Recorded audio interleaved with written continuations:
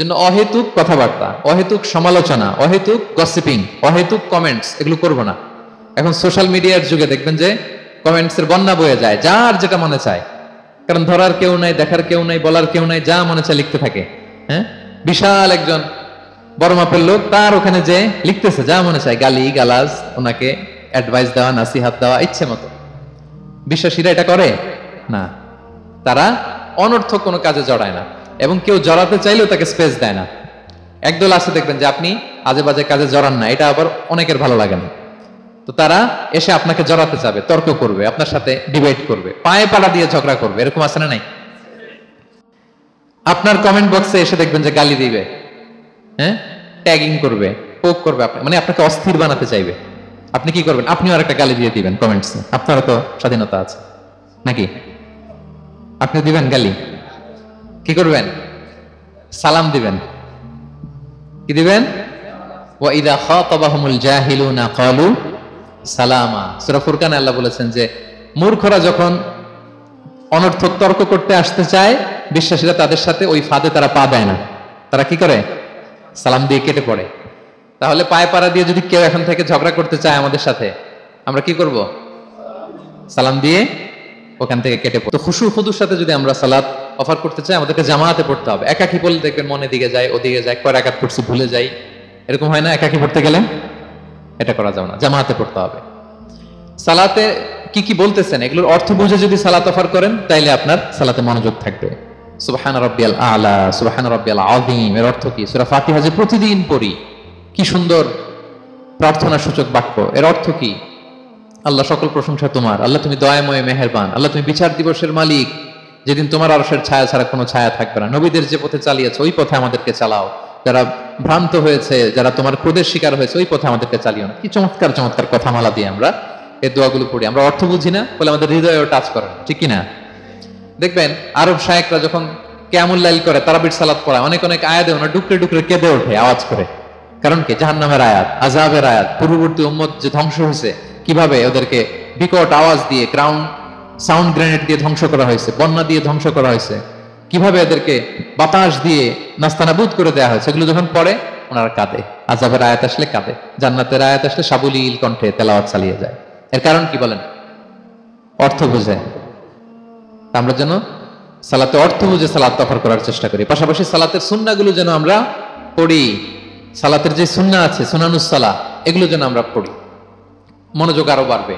সানাগুলো পড়বেন, ফাতিহা শেষে আওয়াজ করে আমিন বলবেন, অথবা ফিসফিসি কণ্ঠে আমিন বলবেন।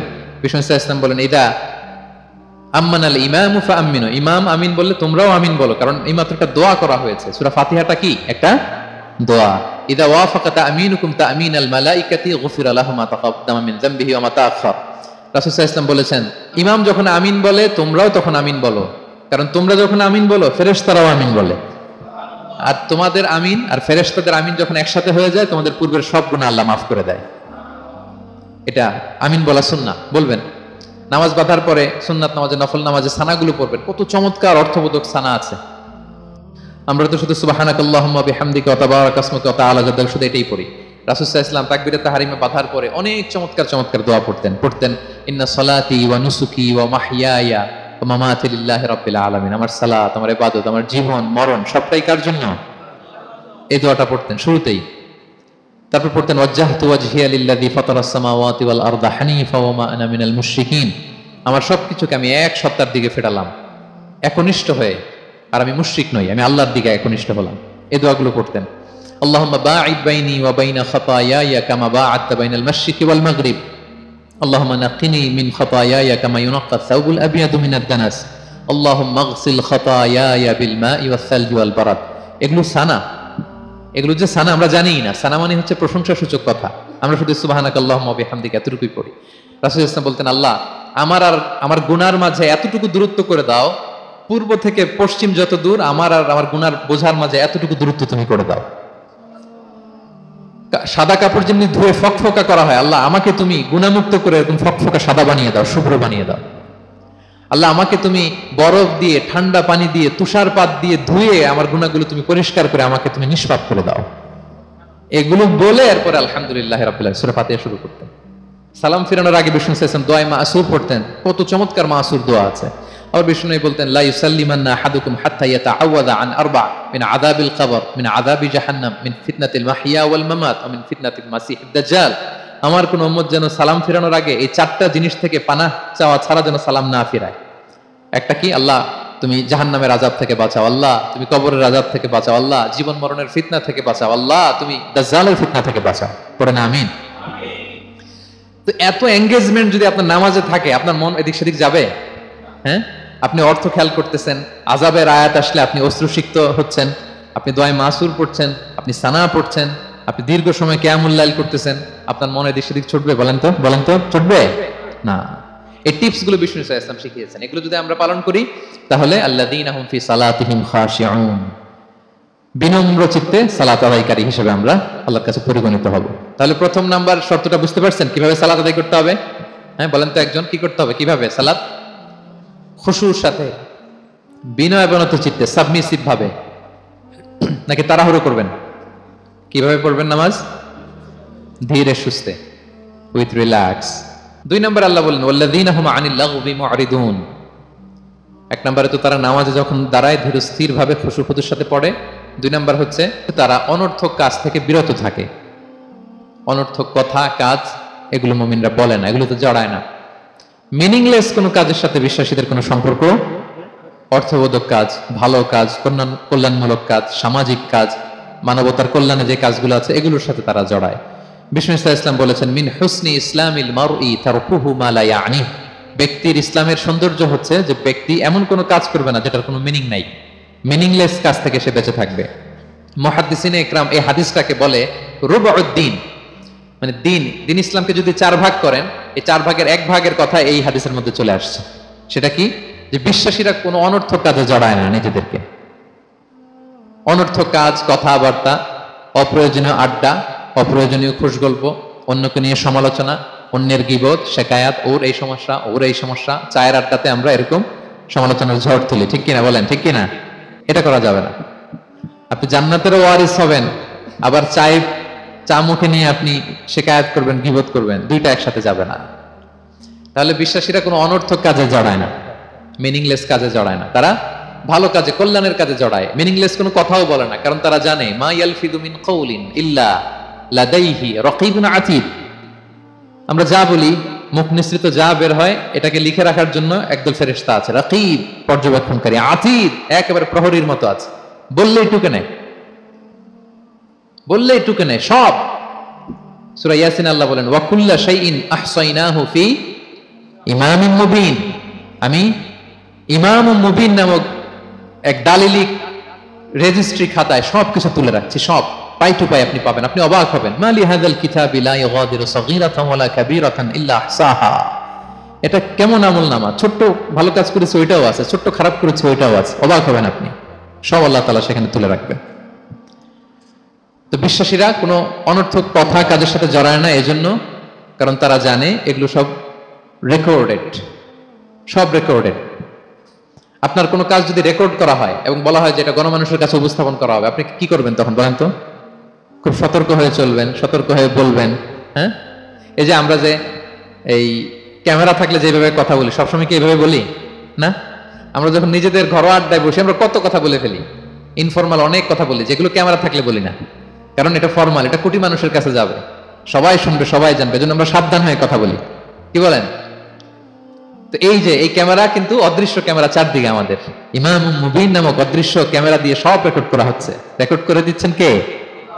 পাই টু পাই হিসাব চাওয়া হবে। আল্লাহর সুপ্রিম কোর্টের কাঠগড়ায় সব হিসাব চাইবেন আল্লাহ তাআলা, আপনি যে দেখবেন। তো বিশ্বাসীরা এই সেন্সটা মাথায় রাখে, সব যেহেতু রেকর্ডেড, যা মনে চায় মুখ দিয়ে বলা যাবে, যা মনে চায় করা যাবে না। এজন্য অহেতুক কথাবার্তা, অহেতুক সমালোচনা, অহেতুক গসিপিং, অহেতুক কমেন্টস এগুলো করব না। এখন সোশ্যাল মিডিয়ার যুগে দেখবেন যে কমেন্টসের বন্যা বয়ে যায়, যার যেটা মনে চায়, কারণ ধরার কেউ নাই, দেখার কেউ নাই, বলার কেউ নাই, যা মনে চায় লিখতে থাকে। হ্যাঁ, বিশাল একজন বড় মাপের লোক, তার ওখানে যে লিখতেছে যা মনে চায়, গালি গালাজ, ওনাকে অ্যাডভাইস দেওয়া, নাসিহাত দেওয়া ইচ্ছে মতো। বিশ্বাসীরা এটা করে না, তারা অনর্থক কোনো কাজে জড়ায় না, এবং কেউ জড়াতে চাইলেও তাকে স্পেস দেয় না। একদল আছে দেখবেন যে আপনি আজে বাজে কাজে জড়ান না, এটা আবার অনেকের ভালো লাগে না। তো তারা এসে আপনাকে জড়াতে যাবে, তর্ক করবে, আপনার সাথে ডিবেট করবে, পায়ে পাড়া দিয়ে ঝগড়া করবে, এরকম আছে না নাই? আপনার কমেন্ট বক্সে এসে দেখবেন যে গালি দিবে, হ্যাঁ, ট্যাগিং করবে, পোক করবে, মানে আপনাকে অস্থির বানাতে চাইবে। আপনি কি করবেন? আপনিও আরেকটা গালি দিয়ে দিবেন কমেন্টসে। আপনারও তো স্বাধীনতা আছে নাকি? আপনি দিবেন গালি? কি করবেন? সালাম দিবেন। কি দিবেন? ওয়া ইযা খাতাবাহুমুল জাহিলুনা ক্বালু সালামা। সূরা ফুরকানে আল্লাহ বলেছেন যে মূর্খরা যখন অনর্থক তর্ক করতে আসতে চায়, বিশ্বাসীরা তাদের সাথে ওই ফাঁদে তারা পা দেয় না। তারা কি করে? সালাম দিয়ে কেটে পড়ে। তাহলে পায়ে পাড়া দিয়ে যদি কেউ এখন থেকে ঝগড়া করতে চায় আমাদের সাথে, আমরা কি করব? সালাম দিয়ে ওখান থেকে কেটে পড়ব। তাহলে বিশ্বাসীদের 2 নম্বর বৈশিষ্ট্য, ওয়াল্লাযীনা হুম আনিল লাগবি মুরিদুন, বিশ্বাসীরা অনর্থক কাজে জড়ায় না। 3 নম্বর হচ্ছে ওয়াল্লাযীনা হুম লিযাকাতি ফাইলুন, বিশ্বাসীরা তাদেরকে যদি আল্লাহ তাআলা ধন সম্পদ দিয়ে সমৃদ্ধশালী করে, তারা যাকাত দেয়। কি দেয়? আপনারা যাকাত দেন তো নাকি? দেখে তো মনে হচ্ছে সবাই ব্যবসায়ী, হ্যাঁ, চেহারা দেখে মনে হচ্ছে মাশাআল্লাহ অনেক সম্পদের মালিক। যাকাত দিতে হবে। আমরা যে যাকাত দেই, এটাকে আমরা করুণা করি বলেন তো? না। যাকাত হচ্ছে গরিবের হক। ওয়াফি আমওয়ালিহিম হাক্কুন লিসাইলি ওয়াল মাহরুম, আল্লাহ বলে ধনীদের সম্পদে গরিবদের অধিকার আছে। তারপর যখন কারো অধিকার দিলেন, আপনি কি তার প্রতি করুণা করলেন? হ্যাঁ, অধিকার কি করুণা বলেন তো? না। আপনার সম্পদে গরিবের অধিকার, আপনি করুণা করেন নাই, বরং আপনার থেকে যাকাত নিয়ে ওই গরিব আপনাকে করুণা করে গেছে। কারণ যাকাত নেয়া তার জন্য আবশ্যক না, আপনার দেয়া আবশ্যক। ও যদি বলে আমি যাকাত নিব না, তো আপনি কারে দিবেন? ও যাকাত গ্রহণ করে আপনাকে বাঁচালো। তাহলে credit goes to them, thanks goes to them. ইসলাম চায় এই যে অর্থনৈতিক তারল্য, এটা সমাজে সবার কাছে থাক। এক পাশে গাছতলা, আরেক পাশে পাঁচতলা, এরকম বিভাজন ইসলাম চায় না। ইসলাম চায় সবার হাতে টাকা পয়সা থাক। কাইলা ইয়াকুনা দুলাতান বাইনাল আগনিয়াই মিনকুম, টাকা পয়সা যেন শুধু ধনীদের মধ্যে সার্কুলেট না হয়, সবার কাছে যেন যায়। এজন্য আল্লাহ বলেন তোমাদের সম্পদে গরিবের অধিকার আছে। এটা করুণা না, এটা অধিকার। আর যদি এই ফরজ ইবাদত আপনি আদায় না করেন, আল্লাহ বলেন কঠিন শাস্তি তোমাদের জন্য অপেক্ষা করছে। আল্লাযীনা ইয়াকনিজুনা আয-যাহাবা ওয়াল ফিদ্দাতা ওয়া লা ইউনফিকুনহা ফি সাবিলিল্লাহ ফাবাশশিরহুম বিআযাবিন আলীম। স্বর্ণ জমায়, রূপা জমায়, ব্যাংক ব্যালেন্স, যাকাত দেয় না, তাদের জন্য কঠিন আযাব, কঠিন আযাবের সুসংবাদ দিয়েছেন আল্লাহ। দুঃসংবাদ না, সুসংবাদ। মানে হেয় করে, তুচ্ছ করে আল্লাহ তাআলা বলেছেন। ছেলে ইংরেজি পরীক্ষায় ফেল করছে, মা বলে ফেল করছে না, পড়াশোনা তো নাই, তোমার বাবা আসুক, এমন মাইট দিবে, মাইট দিলে মজা টের পাবা। আচ্ছা বলেন তো, মাইট দিলে কি মজা লাগে না ব্যথা লাগে? কিন্তু মা কি বলছে? মজা টের পাবা। মানে ওরে তুচ্ছ করে, তাচ্ছিল্য করে বলছে, মায়ের তীব্রতা বোঝানোর জন্য বলছে যে এমন মাইট দিবে, টের পাবা, দাঁড়াও, তোমার বাবা আসুক আজকে ঘরে। আল্লাহ ওইটাই বললেন। এই সম্পদগুলোকে লোহার খুন্তি বানিয়ে জাহান্নামের আগুনে পোড়ানো হবে। 3 জায়গায় সাকা দেওয়া হবে, ফি তুকওয়া বিহা জিবাহুহুম, কপালে, পাজরে, পিঠে। আর বলা হবে হাযা মা কানাস্তুম, এগুলো তুমি জমায় রাখছিলে, দাও নাই মানুষকে। Bank balance, FDR, fixed deposit, price bond, এটা সেটা দাও নাই তুমি। আর হাদিসে এসেছে সোজা আন আকরা, টেকো সাপ হবে, মোস্ট ভেনোমাস স্নেক। সাপের মাথায় কিন্তু চুল গজায়, জানেন? সাপের মাথায় পশম আছে, কিন্তু যেই সাপের যেটা বেশি বিষাক্ত, এটার মাথায় পশমও থাকে না বিষের কারণে। এরকম সাপ ওই সম্পদগুলো সাপ হয়ে ছোবল মারবে আর বলবে আনা মালুক, আমি তোমার প্রাইস বন্ড, আমি তোমার ব্যাংক ব্যালেন্স, আমাকে খাওয়ার জন্য তো রাখছিল, আজকে উপভোগ করো। আল্লাহু আকবার। আল্লাহ আমাদেরকে হেফাজত করুক। সো যাদের সম্পদ আছে আমরা যেন যাকাত দেই, হিসেব করে করে যেন দেই। আপনাদের স্ত্রীদের যাদের অর্নামেন্টস, জুয়েলারি আছে, তারা যেন তাদের সম্পদের যাকাত দেয়। 25 গ্রাম যদি সোনা থাকে বা 595 গ্রাম যদি রূপা থাকে, অথবা এই পরিমাণ সম্পদ থাকে, ভাবিরাও যাকাত দিতে হবে। এটা ইন্ডিভিজুয়াল ইবাদত। আপনার যাকাত আপনার, ভাবির যাকাত ভাবির। আপনি চাইলে টাকা দিয়ে হেল্প করতে পারেন, কিন্তু ওনারও হিসাব করতে হবে, এবং এটা কম্পালসারি, দিতেই হবে, দিতেই হবে। তাহলে ওয়াল্লাযীনা হুম লিয-যাকাতি ফাইলুন, 4 নাম্বার হচ্ছে তারা যাকাত দেয়। 5 নাম্বার 6 নাম্বার আল্লাহ এক আয়াতে বলে ফেলেছেন, ওয়াল্লাযীনা হুম লিআমানাতিহিম ওয়া আহদিহিম রাউন, বিশ্বাসীরা আমানতের হেফাজত করে আর কথা দিলে কথা রাখে। 5 নাম্বার হচ্ছে আমানতের খেয়ানত করে না বিশ্বাসীরা, কারণ আমানতের খেয়ানত করে এটা মুনাফিকের আলামত। ইযা তুমিনা খানা, বিষ্ণু বললেন মুনাফিকদের বৈশিষ্ট্য হচ্ছে ওদের কাছে আমানত রাখলে ওটা আর পাওয়া যায় না পরে। এমন লোক আছে না সমাজে, আমানত রাখলে আর পাওয়া যায় না। তারা কি মুমিন না মুনাফিক বলেন তো? ইন্নাল্লাহা ইয়া'মুরুকুম আন তুআদ্দুল আমানাতি ইলা আহলিহা, আল্লাহ বলেছেন যার আমানত তাকে বুঝিয়ে দাও। বিষ্ণু ইসা ইসলামকে মক্কার লোকেরা দুইটা উপাধি দিয়েছিল, এক হচ্ছে আস-সাদিক, দুই হচ্ছে আল আমিন। সাদিক মানে সত্যবাদী। কারা দিয়েছিল? ঘোর শত্রুরা, অপোজিশন পার্টি, তারা উপাধি দিয়েছে। একটা হচ্ছে সাদিক মানে কি, আর একটা হচ্ছে আল আমিন, বিশ্বস্ত। এতটা বিশ্বস্ত যে বিষ্ণু ইসা ইসলাম মক্কা থেকে মদিনায় যেদিন হিজরত করতে যাবেন, আমানতের জিনিসগুলো উনি আলী রাদিয়াল্লাহু তাআলা আনহুর কাছে রেখে গিয়েছিলেন। এত এত আমানতের সম্পদ ওনার ঘরে ছিল। এই ডিপোজিট বুঝিয়ে দিতে আলী রাদিয়াল্লাহু তাআলা আনহুর টানা 3 দিন সময় লেগেছে, মক্কাবাসীদের আমানত বুঝিয়ে দিতে। সো যার আমানতদারিতা নাই তার ঈমান নাই। বিষ্ণু বলেছেন লা ঈমানা লিমান লা আমানা চালা, যার আমানতদারিতা নাই ওর ঈমানই নাই। এবং আমানত ধ্বংস হয় এটা কিয়ামতের আলামত। ইযা দুইয়াতিল আমানাতু ফান্তাযিরিস সাআ, যখন আমানত নষ্ট হবে তোমরা কিয়ামতের অপেক্ষা করো। এখন বলেন তো আমাদের সমাজে আমানতের কি অবস্থা? খুবই খারাপ। আল্লাহু আকবার। আমানতটা কিন্তু এই যে এই ভাই আমাকে 2000 রিঙ্গিট রেখে বলছে আগামী মাসে এটা আমি নিব, একটু রাখেন, শুধু এটাই আমানত না। আল্লাহ আপনাকে যে পুরো সম্পদ দিয়েছেন এটা আমানত। আপনার ব্যবসা প্রতিষ্ঠান এটা আল্লাহর দেয়া আপনার কাছে আমানত। আপনার ছেলে আছে, মেয়ে আছে, স্ত্রী, তারা আল্লাহর দেয়া আমানত আপনার কাছে। আপনার নেম, আপনার ফেম, আপনার পাওয়ার, আপনার নলেজ, এগুলো আল্লাহর দেয়া আমানত। আপনি দেশের প্রধানমন্ত্রী, পুরো দেশটা আপনার কাছে আমানত, ঠিক কিনা? এই আমানতের ব্যাপারে জিজ্ঞেস করা হবে। বিশ্বাসীদের বৈশিষ্ট্য, তারা আমানতকে হেফাজত করে, আমানত রক্ষা করে, আমানতের খেয়ানত তারা কোশ্চিনকালেও করে না। 6 নম্বর হচ্ছে ওয়া আহদিহিম রাউন, বিশ্বাসীরা কথা দিলে কথা রাখে, তারা ওয়াদার খেলাফ করে না। ওয়াদার খেলাফ করাও কিন্তু মুনাফিকের আলামত। ওয়া ইযা ওয়াআদা আখলাফা, ওয়াদা দিলে মুনাফিকরা এটা খেয়ানত করে, তারা কথা দিয়ে কথা রাখে না। এবং আপনি কাউকে কথা দিয়ে যদি না রাখেন, এরকম প্রত্যেকটা প্রমিস, কমিটমেন্টের ব্যাপারে আপনি জিজ্ঞাসিত হবেন। আল্লাহ বলেন ওয়া আউফু বিল আহদি ইন্নাল আহদা কানা মাসউলা, কথা দিলে কথা রাখো। ছেলে মেয়েদের কথা দিলে কথা রাখবেন, বন্ধু বান্ধবদেরকে কথা দিলে কথা রাখবেন, স্ত্রীকে কথা দিলে কথা রাখবেন। প্রমিস দিলে এটা রাখতে হবে, কারণ এর ব্যাপারে জিজ্ঞেস করা হবে। নবীদের মধ্যে ইসমাঈল আলাইহিস সালাম ওয়াদা রক্ষার ব্যাপারে খুব বেশি সোচ্চার ছিলেন। সব নবীরাই ছিলেন, উনি বেশি সোচ্চার। এজন্য আল্লাহ বলেন ওয়াজকুর ফিল কিতাবি ইসমাঈল ইন্নাহু কানা সাদিকাল ওয়াদি ওয়া কানা রাসূলান নাবিয়্যা। উনি ছিলেন সাদিকাল ওয়াদ, প্রতিশ্রুতি রাখতেন। এক লোকের সাথে ওনার কথা হলো যে আগামীকাল বিকেলে ওনারা দেখা করবেন।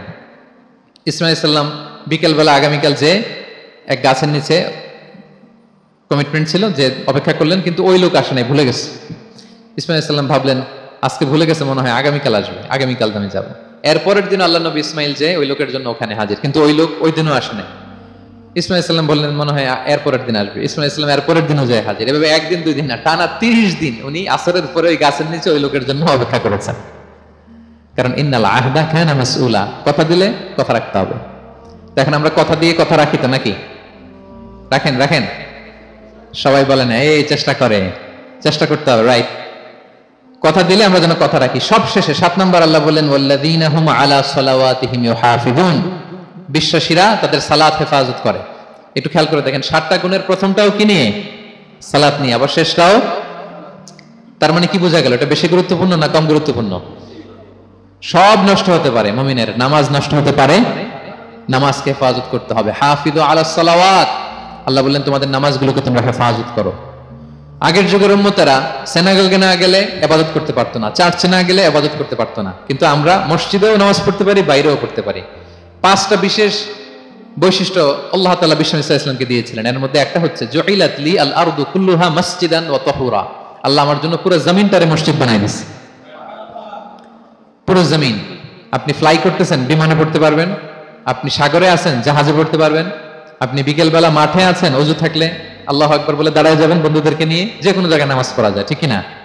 এই নামাজ নিয়ে কোনো এক্সকিউজ চলবে না। No excuse will be granted that day. দাঁড়িয়ে পড়তে পারেন না, বসে পড়তে হবে। বসে পারেন না তো শুয়ে পড়তে হবে। শুয়ে পারেন না তো ইশারায় পড়তে হবে।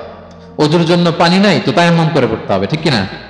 হাফিজু আলাস সালাওয়াত, সালাতের ব্যাপারে সচেষ্ট হও, কারণ এটা প্রথম হিসেব চাইবেন আল্লাহ। আল্লাহ বলেন আউয়ালু মা ইউহাসাবু বিহিল আবদু ইয়াউমাল কিয়ামাতি আস-সালাহ, কিয়ামতের সর্বপ্রথম হিসেব হবে নামাজের। আওয়াজ করে বলেন কিসের? ফাইন সলুহাত সলুহা সাইরু আমালি, নামাজের হিসেব যদি সহজ হয় সব সহজ, আর নামাজের হিসেব যদি গন্ডগোল হয় পুরো আমল নামায় গন্ডগোল লেগে যাবে। প্রিয় ভাইরা, তাই আমরা যেন সালাতের ব্যাপারে যত্নবান হই, আমরা যেন খুশু খুজুর সাথে সালাত পড়ি, আমরা যেন অনর্থক কথাবার্তা কাজ থেকে যেন বেঁচে থাকি। আল্লাহ যাদেরকে আমাদেরকে সম্পদ দান করেছেন, আমরা যেন ফরজ যাকাতটুকু আদায় করি, আমরা যেন আমানতের ব্যাপারে সাবধান হই, সচেতন হই, আমানতকে যেন রক্ষা করি, আমরা যেন কথা দিলে কথা রাখি, এবং যে কোনো মূল্যে আমরা যেন সালাতকে হেফাজত করি। আমাদের সব মিস হতে পারে। কাজকে আমরা বলবো যে নামাজ আছে, নামাজকে বলা যাবে না আমার কাজ আছে, ঠিক কিনা বলেন? আওয়াজ করে বলেন ঠিক কিনা? কাজকে কি বলবো আমরা, নাকি নামাজকে বলবেন আমার একটু কাজ আছে? না, আমরা যেন সালাতের ব্যাপারে যত্নশীল হই, সচেতন হই। এই যে 7টা গুণের কথা বললাম, যারা এটার উপর আমল করবে, যারা এটা নিজের মধ্যে ধারণ করবে, আল্লাহ বলেন উলাইকা হুমুল ওয়ারিসুন, এরা ওয়ারিস, আল্লাযীনা ইয়ারিসুনাল ফিরদাউসা হুম ফিহা খালিদুন, তারা জান্নাতুল ফিরদাউসের ওয়ারিস হয়ে যাবে।